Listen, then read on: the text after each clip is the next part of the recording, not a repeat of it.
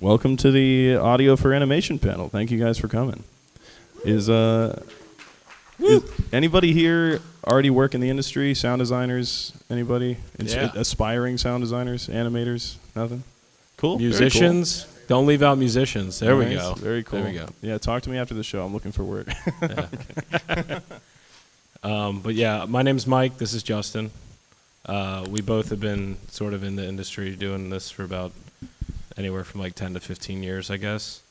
I have a background in game and animation, so I've been doing audio for I've done some stuff with like Ratchet and Clank, a little bit with, I guess Oddworld Soulstorm was the last thing I touched game-wise, and then a lot of animation like Flash Skits and Meat Canyon, which he does a lot more of than I do. And then your I hate credentials, dude. I'm sorry. We work with a lot of YouTubers. Flash Gets Meat Canyon, Creepcast, if you know the podcast. But yeah, we just been doing this for a while and thought it would be cool to bring this to you guys if there's people that are interested in this kind of thing.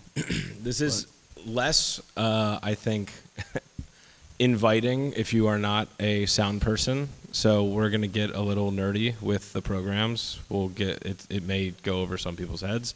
Feel free to just raise your hand and ask a question like, what's that? Because we're not sure where to stop. And we also, I've seen other panels at other conventions, and I don't want to just invite people up here and be like, let's sound design something together, and someone comes up and just meows into a mic. I don't think that's really cool for anybody. Like, we're going to show some actual stuff that we've worked on. So, yeah. You want to jump right in. Sound design basics. That's me on the left. We did do that video. Do you want to watch that now or in a minute? Which one? The sound design. Oh, like what it is? Oh, yeah, sure. Go ahead. Yeah. We prepared it. We prepared a video of what the basics of sound design is. This is technically Foley. This is very exciting. That was cool.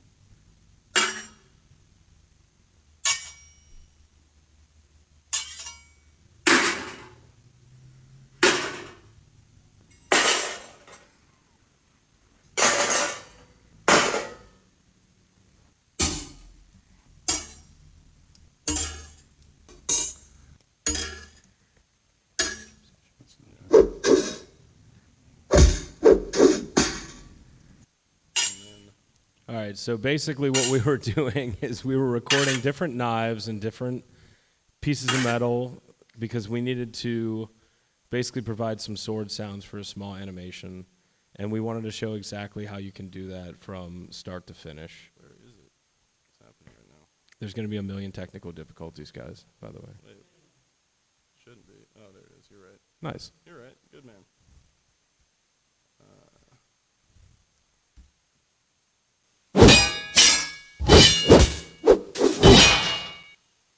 So, yeah.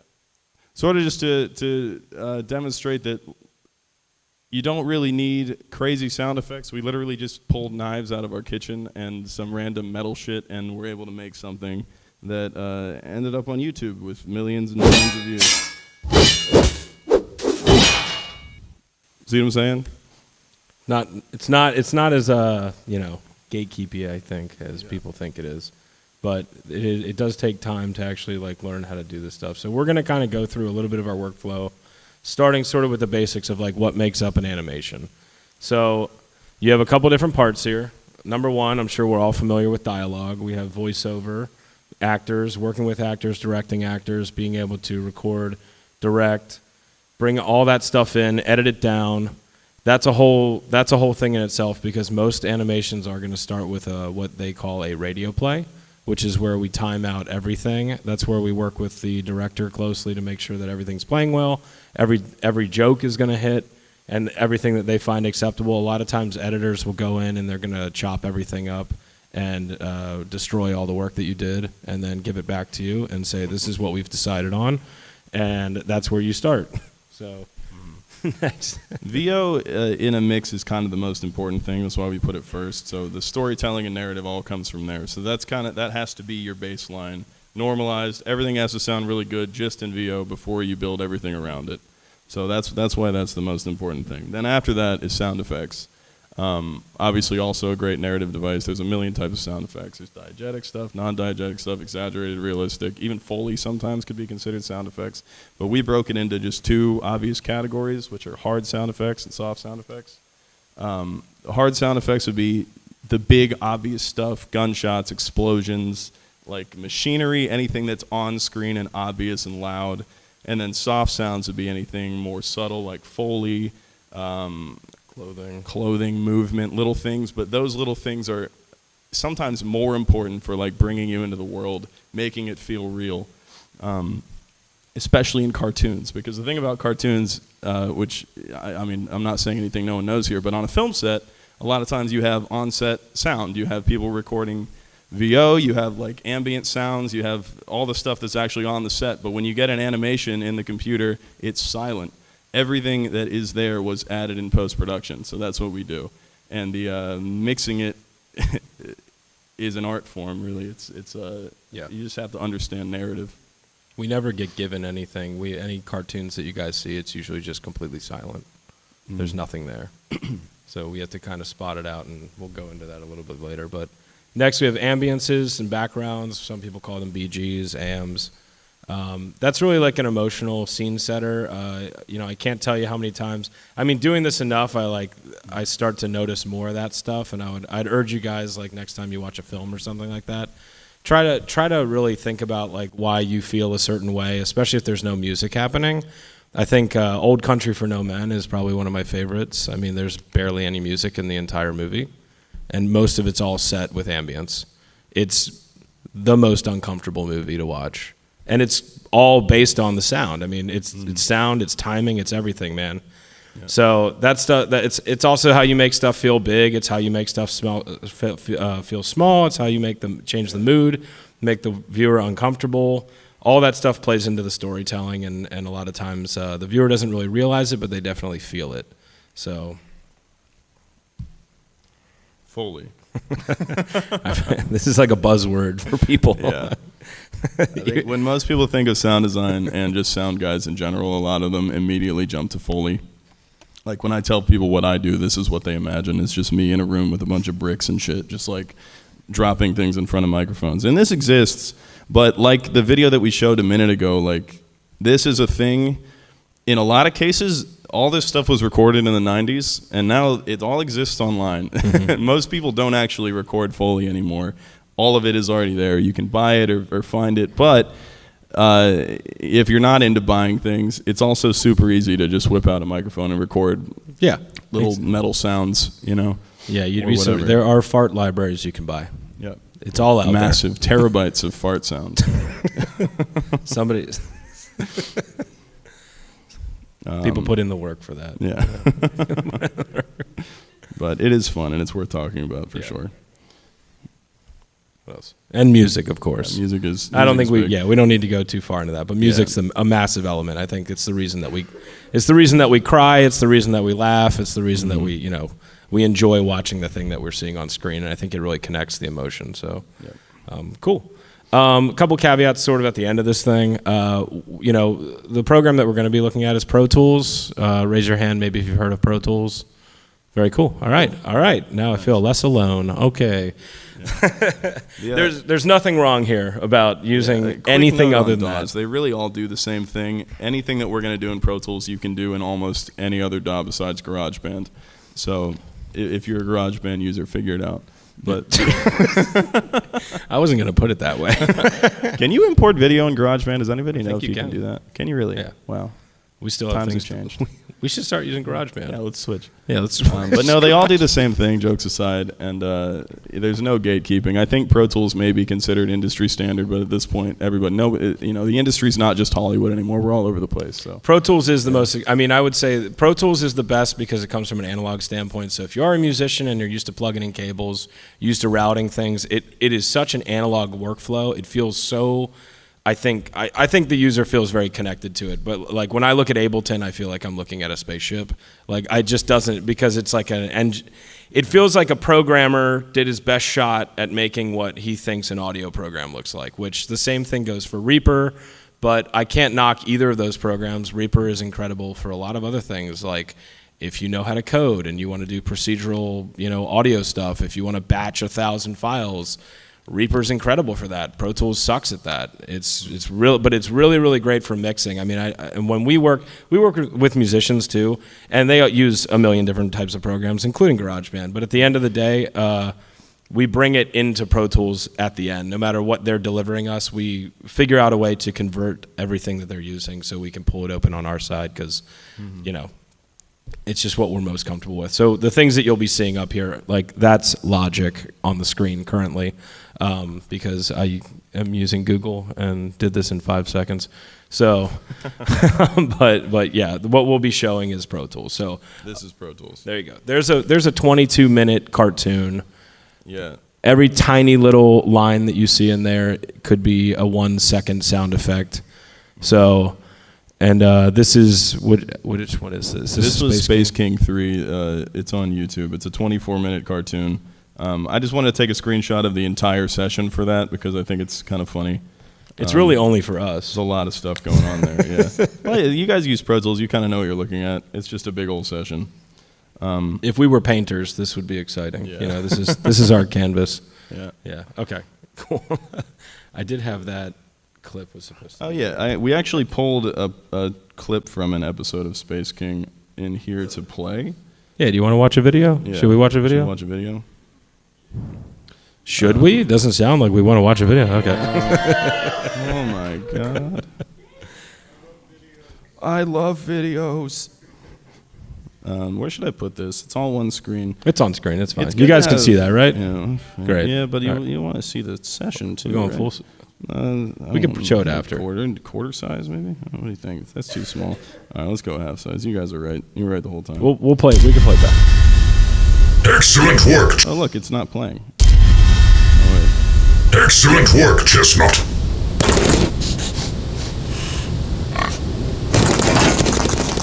You make a fine boy snatcher. Wow, thank you. Where does this all go? To the Blood Chapel of Space King, where we honor his death. Space King didn't die. He's just on the hate march. He died and was reborn, and now is walking the blood trail. I suppose you could make a blood trail from a hate march.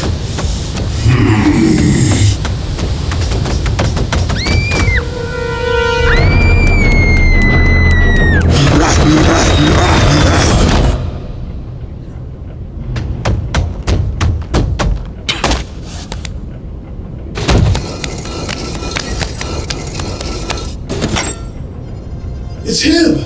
It's actually him! Hey, little guy. I'm gonna keep you safe. You wanna go see your dad? Okay, let's go!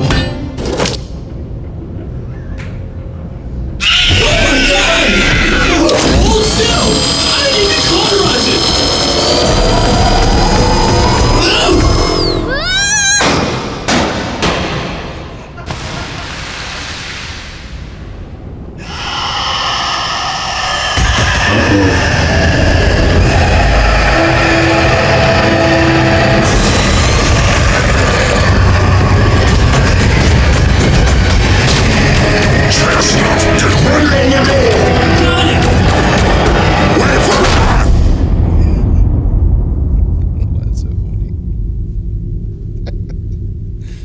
So yeah, I love that part. yeah, that's a fun one. Thank you. But the point is, there's a lot of really interesting stuff to talk about that from sound design perspective. Like we were talking about a minute ago, sound design. All that you're really doing is supporting the narrative of the story, right? So like there are things that like these, and this one specifically, these are supposed to be like 50-ton super soldiers, right? And their footsteps, like honestly, the directors told me when I was working on this, their description was like they want them to sound like they're made of solid concrete. They're enormous. Every movement is massive. But if every single movement that they make is massive and crazy, the mix gets insane. It's all subby. It's muddy. It's shitty. It's stepping on the music and everything else. It's super overpowered. And so like there are scenes where like they're walking, and the even though the direction initially was like make them huge, like the footsteps in this are pretty pushed back in the mix. They're there, but they're not distracting.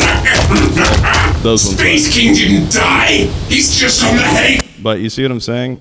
So it's making smart decisions for narrative storytelling. I mean, it's also the use of silence, like all the music and ambience and stuff cuts out because it makes this joke way funnier. The when our boy falls off the bridge here. Also, this like think about the spacing between when his arm gets ripped off and the scream, right? It's just.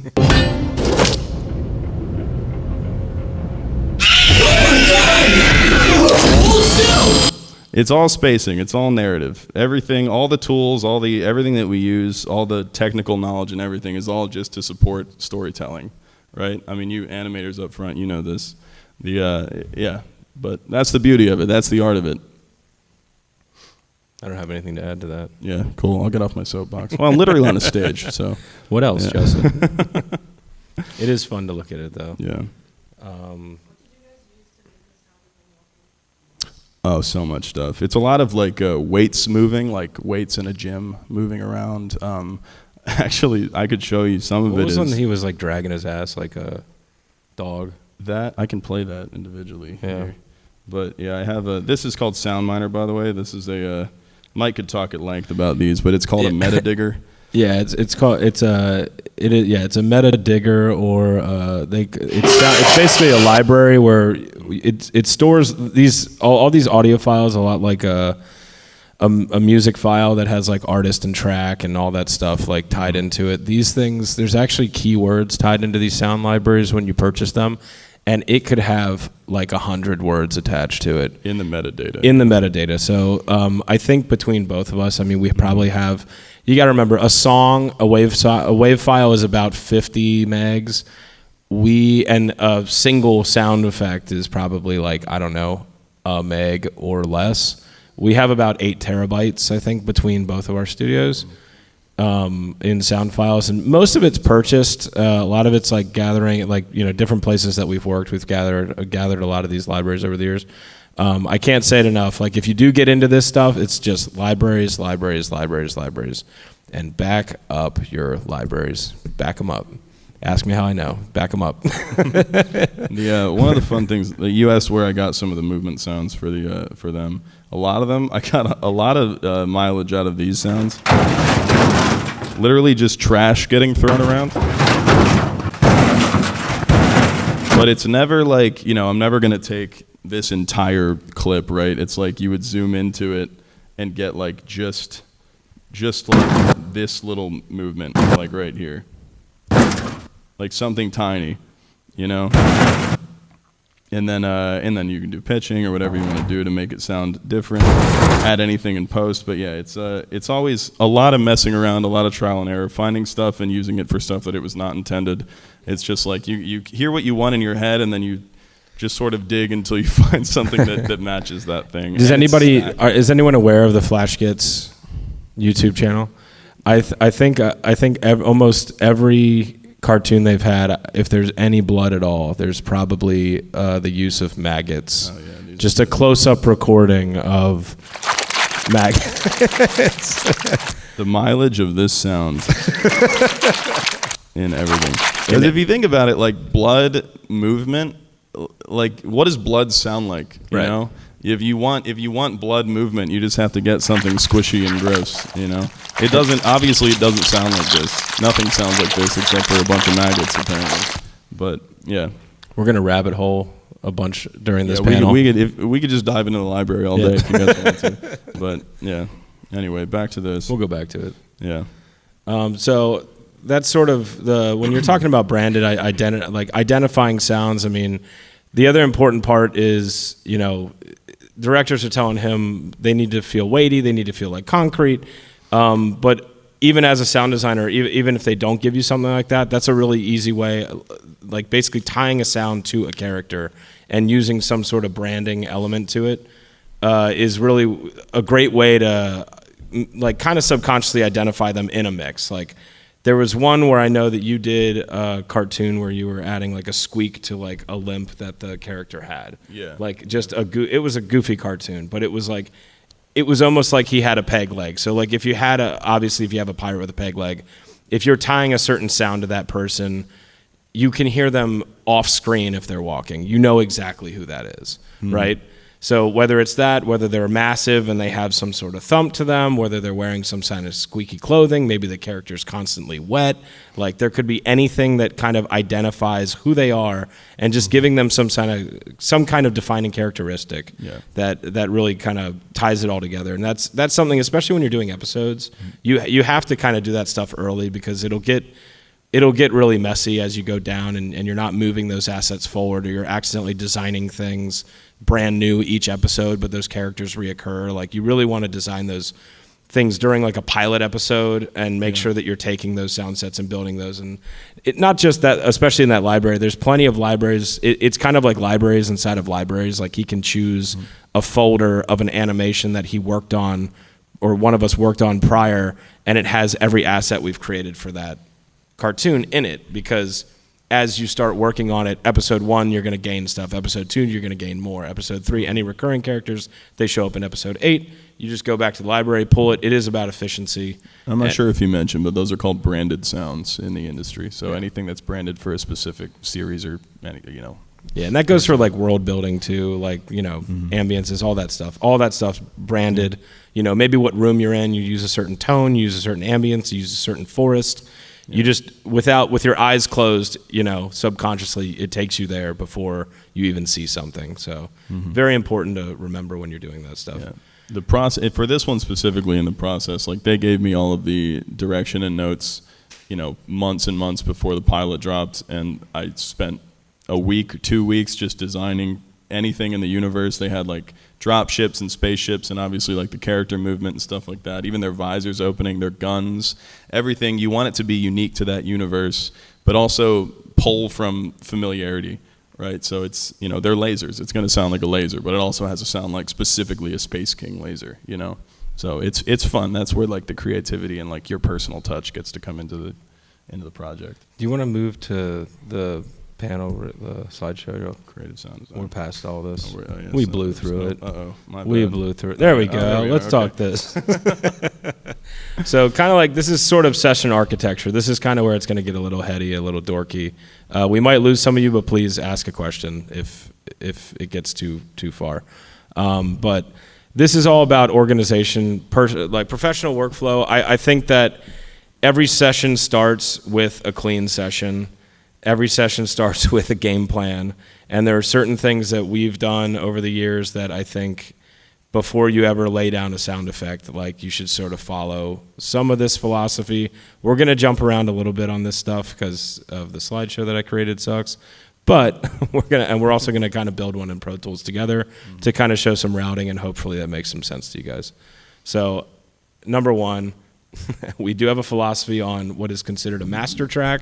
Do you guys know what a master track is? Raise your hand. It's where everything goes out. It's where we call it the end-all, be-all. That's what everybody hears. We don't put anything on it. Don't touch it. Because if you change the volume on that, you're lying to yourself. Automatically, you've now lied to yourself the entire time. What's up? Sure. You can, yeah. Sometimes if you're dealing with TV, you might be using what's called an LUFS meter, which because TV's different TV, broadcast Netflix, standards, broadcast standards, they're like FCC standards, like are different than YouTube, obviously, because YouTube there's no rules. There are actually. It's minus 14. Oh, and if you okay. don't, Well, then you are doing it's LUFS. Yeah, I use LUFS on YouTube as well, because anything that you upload is going to be conformed to minus 14. I was going to anyway. say, is it automatic? Yeah, so you want to sound as honest as possible for YouTube, or for most, I'll get to you in a second, for most streaming things, it'll be minus 14. Actually, Spotify might be as well. It's pretty close in the and TV with ads, it was like negative 22. It's really strange too, because when you get into LUFS reading, it's not the same thing as DB. Yeah. And if you understand DB, it's like you record something, it shows up. When I'm talking, there's meters going right now. If I go like this, and it hits -6, it's going to hit -6 in the DAW. Now, that might not be the same if I play it twice, an LUFS takes an average of that over time. So when it's looking at something like a 22-minute tune, it's looking at peaks. So the loudest thing that you might see is like -2, which is super close to 0, but the lowest thing might be like -60 or 50 or something like that. So it's taking peak averages over time, and that's how it's judging loudness over time, is basically what LUFS is, or LUFS, as people call them. You had a question real quick? Well, let me get to her really quick.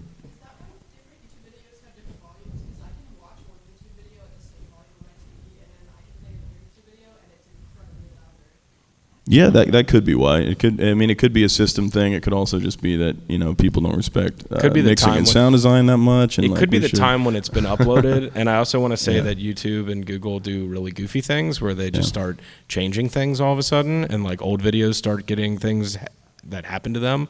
So you never know. That's kind of news to me. I'm like, I just thought YouTube didn't care, but the fact I remember when I was working in games, music always had a standard, TV always had a standard, documentaries, all that stuff had a standard, and games were like, I don't know, just get it close. And to your point, YouTube's not always been that way. It definitely used to be the Wild West, but now it's all sort of metered. They now. do stuff now. Yeah. Like you can watch some of the old Smosh videos sound crazy. Like it's yeah. So and you had a question. Uh-huh. And you're done, basically, and you're way off. You're like -20 or -8 or something. Are you going to, in terms of the philosophy of not touching the master, are you going to put a limiter on it? This is the one exception? I just bump it. Well, so you're saying if you're sitting at -22 and you're supposed to be at -4. Are you going to use a limiter, or are you going to pull down, Submaster. That's the key word. Yeah. Submaster. Because then you have if your meter's on master, the submaster, and I guess we'll get to that. We'll get to that in a second. Yeah, next. Why don't you just flip to it, because that'll make a little bit more sense. That's a great question. Thanks for the segue. Yeah. Good setup. Yeah. That's a plant. He's paid to be here. So the difference in submaster is basically anything that's coming out of the DAW. If you're not doing any routing, which means I'm sending one track to another track to pick up that audio, and I'm basically the master defaults. There's no way to input anything to the master. It's taking anything that you're saying, hey, go to the speakers. A lot of time in these programs, whether it's GarageBand, well, not even GarageBand, I should just stick with Logic or Ableton or Pro Tools. Like a lot of times your default is output 1, 2, which just means left, right. So your system audio, whether you have a little Scarlett interface or you have a large interface, whatever it is, an Apogee, a Trident, whatever it is, Motu, they all have something on the back that's like 1 and 2 out. That's really what it's referencing when it sees a USB interface. So that is your left, right. Now, you can't input anything to it because it's just looking for anything that's hitting the output. And so you can flip to a little closer view of this. Keep going. Okay, we'll jump back to that. Yeah. So you have these bubbles you can highlight with the mouse maybe. Yeah. So if you can see at the top, we have the masters 1, 2. That's your left, right. As you can see, there's only one drop-down menu there, which is output, because it is a master. It can't go anywhere else. It's just looking for what's going out. So, and this section of a DAW is called an I/O, which means input, output. That's all that means. If you ever see I/O written anywhere, it's talking about your ins and your outs. Ins are microphones, outputs are, hey, how do I listen to it? It's a speaker. Yeah. So the next one down is our submaster. So we have an input. I'm actually a little embarrassed here because the trim is laziness. The trim is the problem that you just described. Yeah. Yeah. The trim was it was way too loud coming out, and so I dropped the trim, and I think I just cut like 3 dB off of it. You shouldn't do that. That's the wrong way to do things. Don't do this. But YouTube deadlines are tight. So from an audio track standpoint, the thing that we're actually all looking at right now are auxes. They're not even audio. These are just pass-throughs. This is just audio, physical audio that we've recorded in this. This is how they get mixed. They get mixed by buses. We organize all of our, like, if we're just specifically talking about VO, just because we can see it on screen here, all of our dialogue will end up in the VO. So any one of our dialogue tracks, the lower drop down here is an output, and the upper one up here is input. So if this was an audio track, you would see The top wouldn't matter because we're not inputting anything. I have physical dialogue there, but the output would be VO, and it would be picked up in this bus because the input of this is VO. That might sound a little crazy that I just said that, and I know that sounds confusing. We're going to show what that. We will stuff show means it. in this. I think it actually might be this. No, it's not. Nope, those are just folders. section Okay. architecture. Cool. But anyway, let's just start with this. It'll be easier when we open Pro Tools. Just overall, just a mix philosophy. Don't touch the master. The entire mix will run through the submaster. All of your audio, any audio files, whether that be sound effects or ambiances or music or anything, voice files, all of those need to get collected into buses, and all of those buses will be routed to a submaster, and the submaster will be where you'll do your mix. Let me touch on this really quickly. So these are these are both voice VO buses. The reason there's two of them, the VO dub is doubled voices. So anytime that there are two voices happening on top of each other, you don't want to route them to the same processing because they get muddied together and processed weird and they do weird things. So typically what I'll do is I send them to two different places and then I send them both to the master so they're not getting smashed together twice, basically. Yeah. If you have two dialogue tracks running over top of each other and they end up hitting something like a compressor, for instance, compressors are just looking for the loudest thing it sees. So if one dialogue is stronger than the other, the compressor is going to react on that dialogue and not the other dialogue. So you're better off separating them, and also a lot of times you can do a little bit of panning to separate as well, and you can't do that if they're in the same bus. Yep. And then this other stuff is pretty self-explanatory. This is all just for mixing. These are buses. Everybody knows what buses are? Coulomb buses? Hell yeah. No hands. Confident. No hands. Sweet. Confident. All right, great. Yeah. This is the same Go all the way thing, down. yeah. Let me see what's left in here. Time code Oh, setup? that's time code. Yeah, I can rant a little bit on this for anybody who cares to hear me rant. Time code setup, like in your session, you're going to get a bunch of different versions of video because video's everywhere. If anybody's ever used Premiere, I mean, unless you're super comfortable with it, you're going to see things like 2397, 24, 2997, 30 frames a second, 60 frames a second, 54.994, or whatever, or 59.94. Yeah, Does not matter. Say any number you want. I've seen weird frame rates, but anyway, 25 for PAL, Yeah. But basically, the really nice thing about Pro Tools, and not all DAWs I think do this as well as this, is this thing is frame accurate. So if you want to cut a sound directly onto when a frame changes, Pro Tools is excellent for that. And not only that, you can change you can actually change your grid from you can change it from bars and beats if you're writing music. You can be completely on. You can do all subdivisions of that. You can even go down to the sample level and see exactly a waveform going up and going down. You can divide that sample of whatever it is. I guess it would be if you're in 48K working in that sample rate, you can literally look at all 40,000 samples in that 1 second if you really want to. But that's super important on that microscopic level because this is extremely accurate, and you know that anything that you send to the director is going to be perfect. So whatever video you're bringing in, you really do, before you do anything, before you create a track, you really need to make sure that your system is locked to it, and Pro Tools will tell you what it is, and it will lock to it. And if it's off, it'll flag it because it doesn't want you to work off time.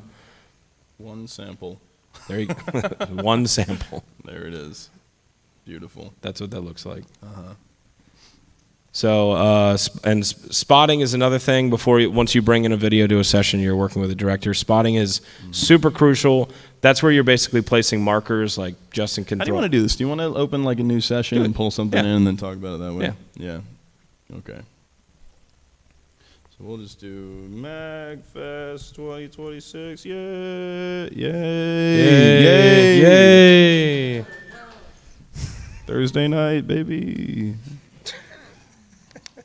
All right, whatever. Save it. Why not? Oh, shit. Yes.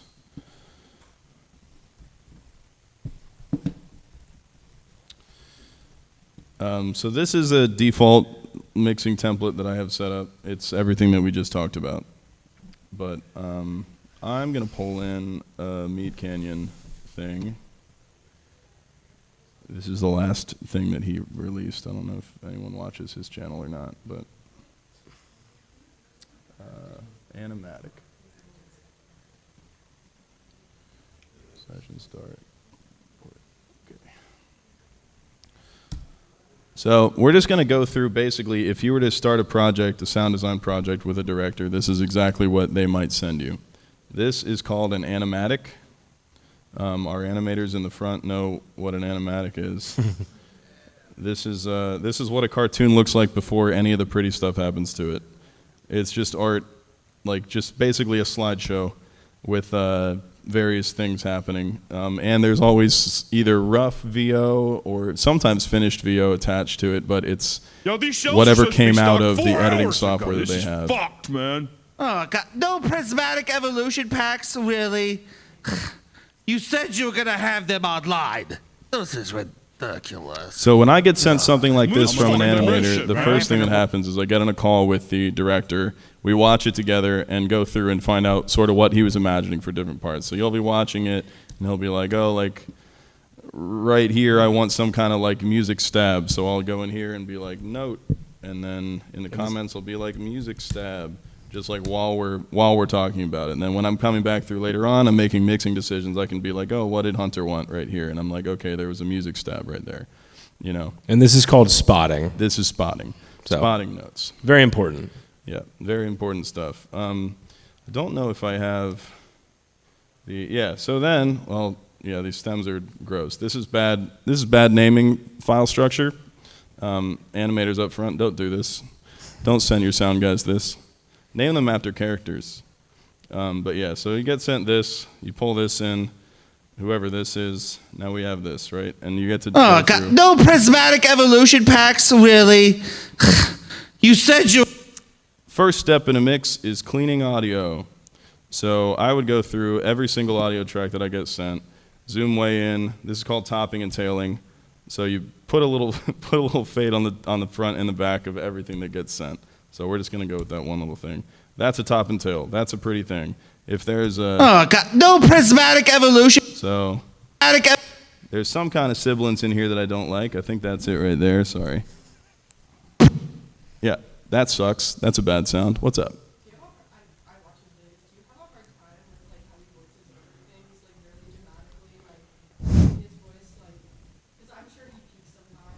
He doesn't, but I wish he would. The problem with Hunter is that he has pre-processing on everything that he records. I'm gonna just bitch about my boss for a second. Is he using a Portico? What is he using? He has what's called a Go XLR because he records all the VO for his cartoons in the same room that he shoots everything for Papa Meat. So all of it's pre-processed. Yeah, it's just the SM7B and it's all pre-processed because the video editors don't know how to do this. So I literally built him a recording booth and all the equipment that he needs to do like perfect VO, but he'd rather like sit in his chair and record everything in there. So it doesn't peak, but it should. I wish that it would. I wish that we could get like clean VO out of him, but he doesn't want to. That's fine. But no, I love that guy. He's great. But no, this is exactly what I get from Hunter. You said you were going to have them online. This is before, it sounds processed, right? Because it is. So, yeah.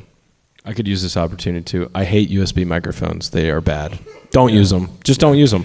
Yeah. If you want to be serious about VO and any of this stuff. Well, it is an SM7B.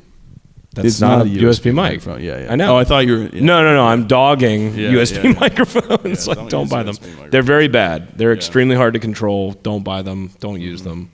Yeah. So yeah, anyway, after VO cleanup, you go... I do ambience next. What do you do? Ambience. Ambience design. Scene by scene, make ambience, build the scene, start to feel it out. What's happening in any given place. That's also a huge spotting thing because a lot of times, Hunter's animatics are really detailed. Most of them aren't. Most of them will just be stick figures on a white canvas, and you have no idea where they're at or what's supposed to be happening. So part of spotting notes would be, where are we right now? Like, what should this sound like? This is really obvious. They're in like a department store this entire time.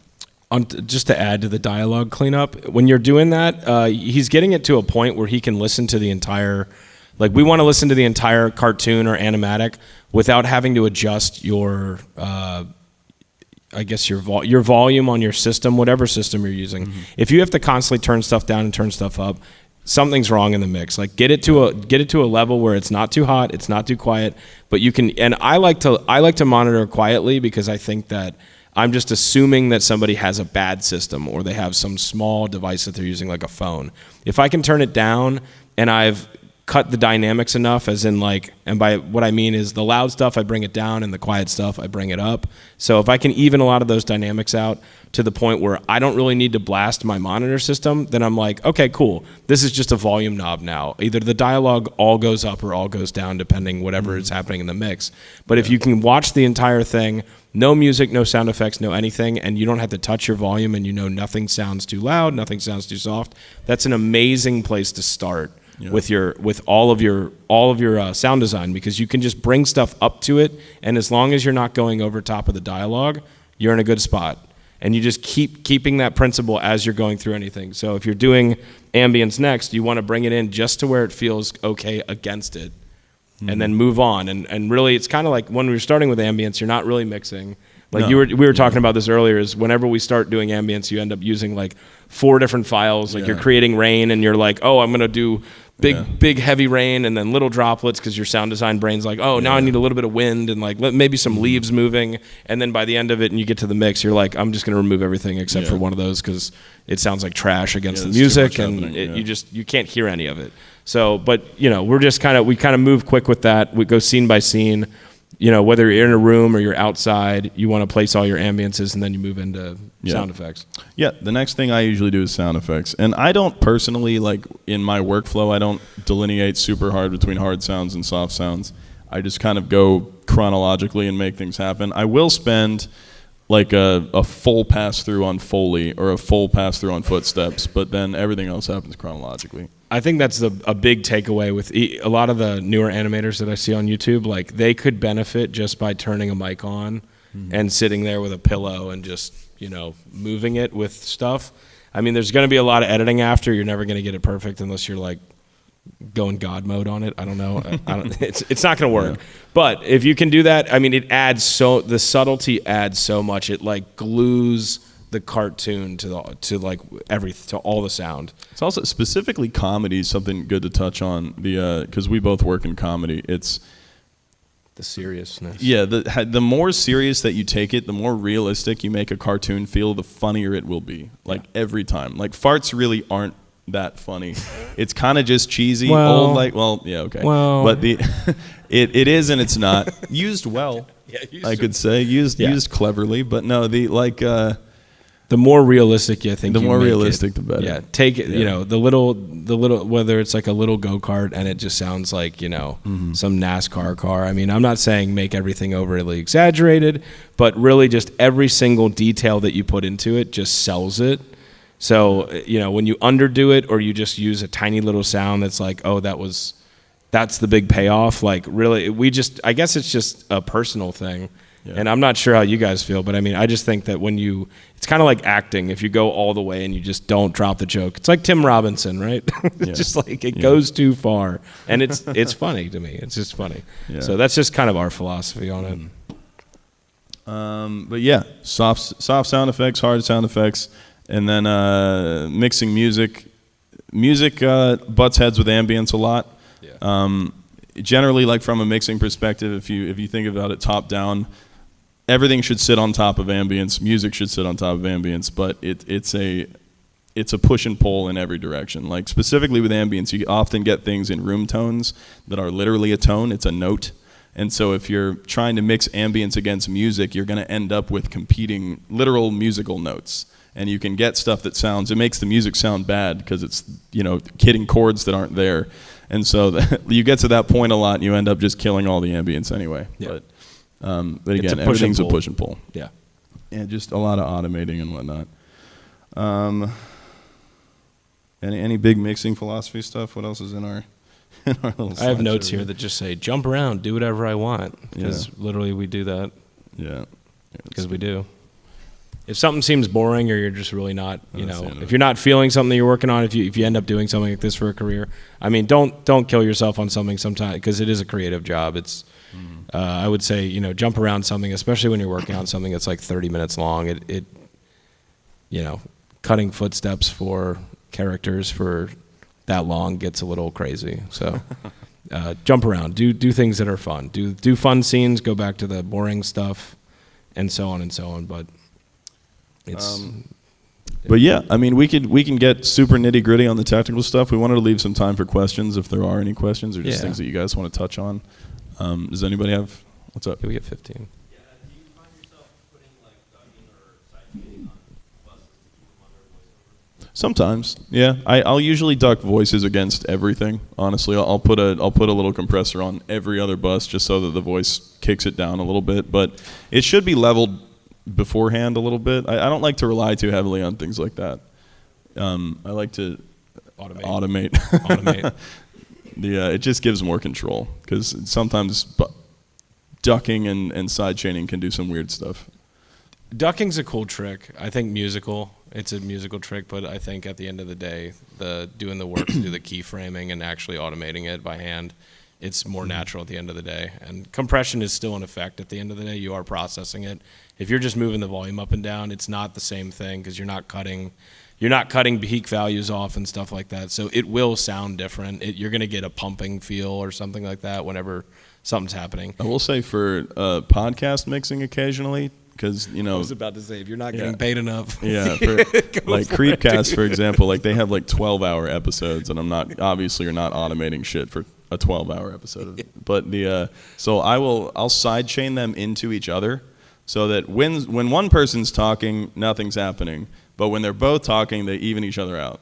And if you're not crazy about it, there's no like wild pumping stuff happening. But that's a good way to kind of help it mix itself, instead of having to, you know, automate for 12 hours. Yeah, there's plenty of projects that we run into where, like, if you really wanted to check your work once, you don't have enough time. Mm-hmm. You just don't. You can't watch the whole thing. What's up? Ducking is, in the context of sidechaining, you're basically sending a signal from one thing to a process on another track. So in this case, it's a compressor. So every time, like this, if you look at the screen, like if I were to sidechain this track to this track, just ignore what these are. Every time this track makes a sound, it will push down on this track. Do you know how It'll work on Do you this know one. how a compressor works, right? Yeah. Cool. So like the threshold of the compressor, you usually set it on a compressor, right? Like how low is the ceiling, right? It won't act unless it sees audio. So the compressor will literally turn off unless you get what's called keying. So you would take the dialogue and then you would key it, which would say, hey, the dialogue's on this track. Hey, compressor, on this music track maybe, listen to this audio track. So the compressor won't work until it sees audio from the dialogue, which means every time the dialogue happens, it turns the threshold onto the music. So when there's no dialogue, it's not going to compress the music. That's what ducking is, and the reason the term is like when the dialogue happens, the music ducks under the dialogue. That's where the term comes Here's from. a good example. So this is a compressor that I just put onto this track, right? And it's sending from this. So this is now a send into this compressor. So when I play this, you're going to see this compressor react to this track, even though it's on this track. You said you were going to have them online. This is ridiculous. God. You said. So what's happening is this is killing this, and that's what ducking is. This is now ducking. You could put a music track there and actually do it. Could do a music track, yeah. Bring a If music that track will. in. Yeah, do I have a music track? Probably have a music track. Do you have anything from Music a track. score? Yeah. Cool. Where'd it go? Oh, God. It's enormous. Okay. Let's see what happens. That's going to be really loud. Turn it down. You said you were going to have them online. This is ridiculous. So that's really aggressive, God. right? That is the most aggressive ducking, but that's what's That's happening. how it works. Yeah. So basically, there's no real mixing happening there. That's just the dialogue telling the compressor what to do. And obviously, those settings are out of control, but Yeah, this you would never do this. Premiere and a couple other programs, I see this kind of happening more and more. People are building tools for people to like label something as dialogue or label something as music. It'll be interesting to see where those go, because I think people are like, I know how to mix now, and they turn that stuff on, and I'm like, that sounds like poop. Sounds bad. But yeah, but it is a cool tool. I think it's used best in music, though. Definitely EDM, you can hear it constantly. So yeah, they'll put like a kick drum against every other track, and that's why you feel the whole thing happening. Yeah. Any other sound design questions, mixing questions? What's up? For you personally, what sort of techniques do you like to use to add like color or texture to any kind of like sound effect? So I have my philosophy about building a sound effect. I think about it from a music background. Like if you think about a composition of music, you have the bass, the tenor, the high end, the shimmering stuff. Like if we were to think about like an explosion or like a house falling down or something like that, right? You would want that like earthquake rumble thing to like really bring the ass into it, the sub elements.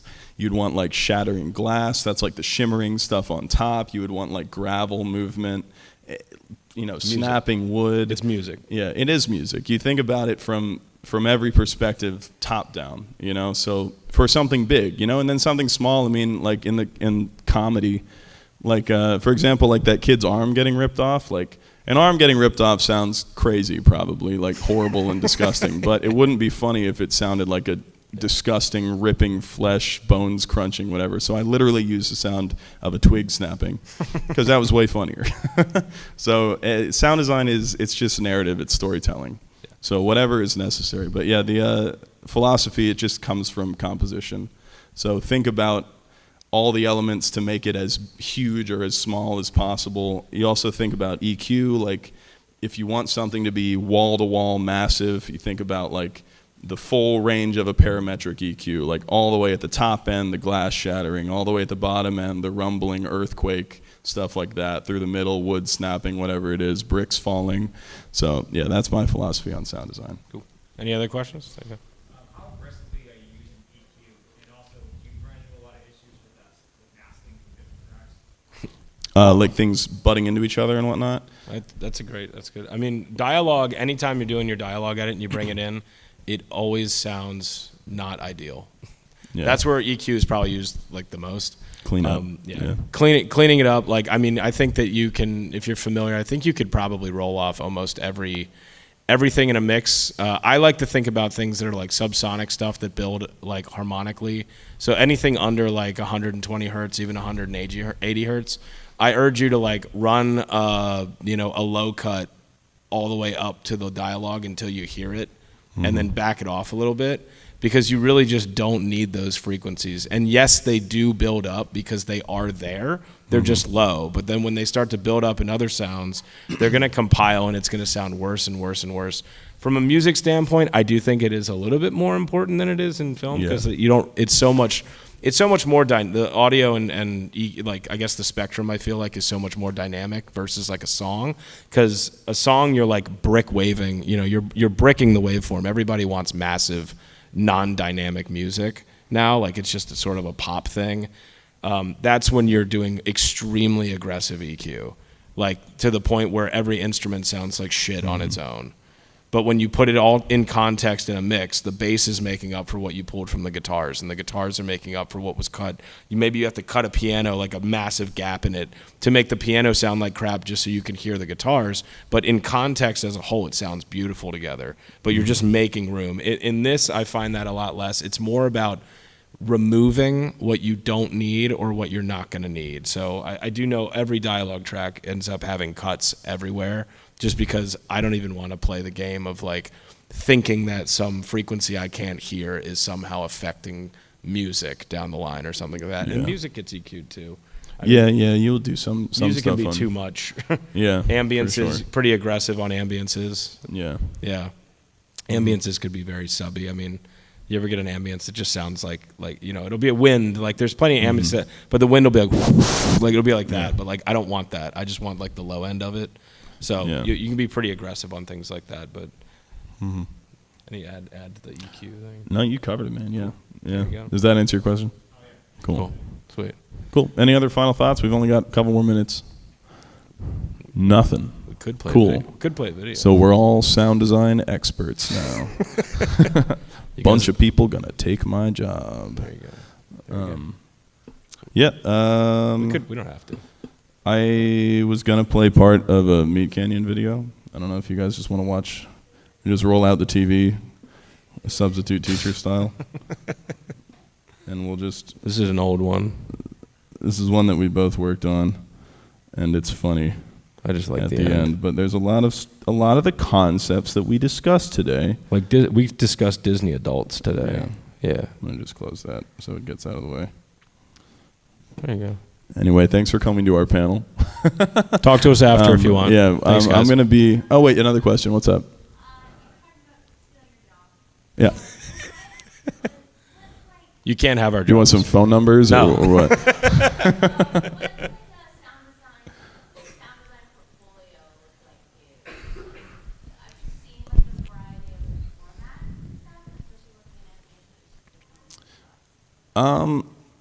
So the thing, when people ask me how to start the career in sound design, it's hard because like anything else, getting clients is just networking and talking to people. But if you want a portfolio, I recommend going on YouTube, find a cartoon or something, whatever medium that you want to work in, find a video, pull it into your DAW, and delete all the audio. And then just start from scratch and build it, and then do that again, and then do it like 10 more times. And then, hold it against the original piece, and then hold it against like other cartoons that you like how they sound, listen to what they're doing.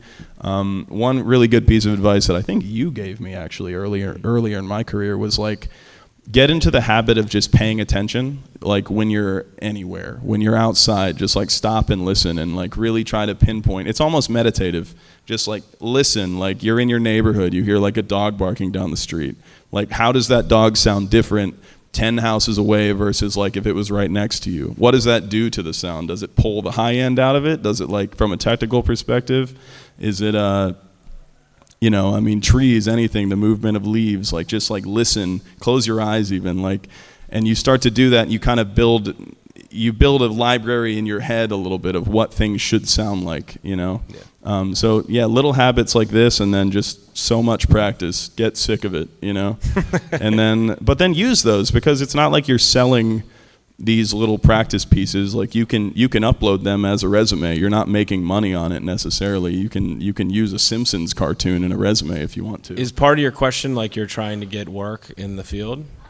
Yes, and I want to get more experience with animation specifically, because I've done more live sound design, but it's a little hard to have a Like, live sound design.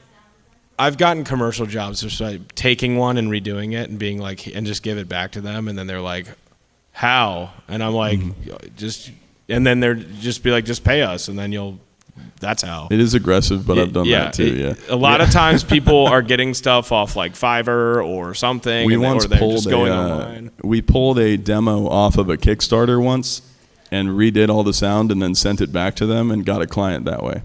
So it's like, Don't ask. I mean, Yeah. you don't have to ask. Just rip the video and be like, this is Yeah. what I'll do, and then they'll be like, you're in. Yeah. You don't have to. It's a lot harder if you say, "Hey, can I?" and they'll be like, "No, I got a friend," and then you show them what you can do, and then they're like, "Fuck my friend." Yeah. You know what I mean? So, yeah, just try, get it in their face. I mean, there's no hurting. Like if you try something and they think it's cool, the worst thing that could happen is they're like, "Hey, I know another person that's great at this now, so maybe I got someone for this one, but I'll call you on the next one." So There's such a it gross happens. picture up right now. What's up?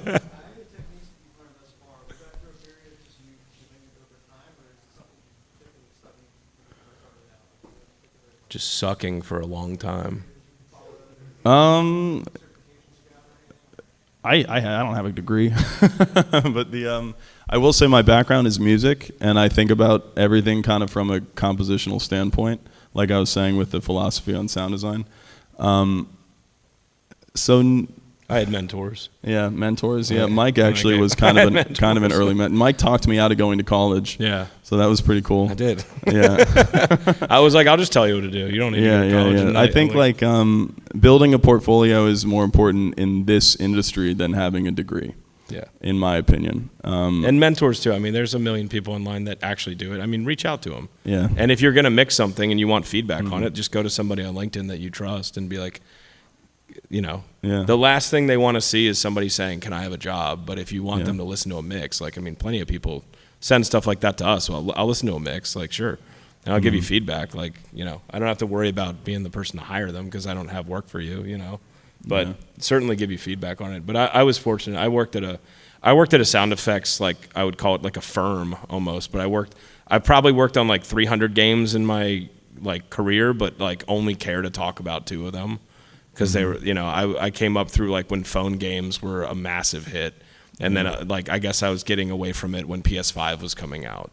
So people like at those places that sell, I was doing sound design constantly. I could work on like 3 different games and it could be like, I need 20 sound effects for this thing and 20 for that. And I need to fix like an ambience on something. And it would be like 3 different clients.